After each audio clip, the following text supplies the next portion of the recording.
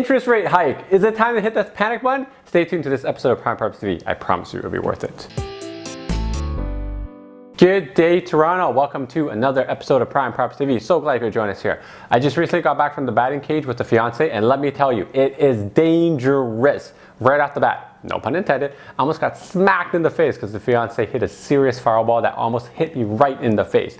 The hilarious thing is actually I have it on video right now because I was recording her at bat. Lesson learned, stay behind the netted area, especially if you're at a batting cage, because you'll get socked in the face, even if you're behind them, okay? P.S. I haven't touched a baseball bat in like 2 decades, and I was absolutely terrible, just terrible. Anyways, last Wednesday, the Bank of Canada raised the interest rate by 0.25% from 1% to 1.25% on the basis that the economy is doing well. Well, I mean, whatever they're thinking is doing well, I'm not the one controlling the rate, it doesn't really matter. But I personally think that, as usual, the Bank of Canada is just following the US Feds and increasing the rate because they increased the rate. So how does this affect you, the investor, the end user? Well, this affects you if you have a variable mortgage rate. My response to most people is that you shouldn't fear interest rate hikes.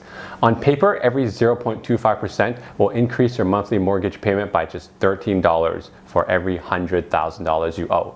So here's an example. If you bought your home for $500,000 with a 20% down payment, your mortgage is likely $400,000, which means your increased monthly payments is $50. How do I get to $50? It's $13, which is every $100,000 times 4, because you have $400,000 then owe. So if you can handle that, don't be afraid of interest rate hikes. Keep in mind that when you bought your house, your mortgage lender will likely have stress test you based on your income and any potential increase rates anyway, because they want to make sure you can handle it. You just may not have known it. Now, this is where the panic does come in. I'm just imagining that this giant like easy button from Staples, but it's like red, and instead of easy, it says panic. The Bank of Canada and other economists are saying that there's going to likely be 2 interest rate hike increase this year. So that by the end of the year, we could potentially be paying, instead of $13 a month for every $100,000 we could be paying $39 a month. So is that time to panic? Well, on your average price property right now, that could be about $200 per month extra that you'll be paying. Is it time to panic? And what can we do? Well, first off, everybody just take a deep breath. It'll be okay. Do not hit the panic button. If you really want to have a drink, have a drink. That's just water anyways. If you have an existing variable mortgage rate right now, just be prepared for the interest rate increase and make sure you're ready for that little bump in monthly payments. If you're contemplating about going fixed and afraid of another interest rate hike, go for it. Go for it if the difference is around 0.5% and you want that peace of mind without having to increase anymore.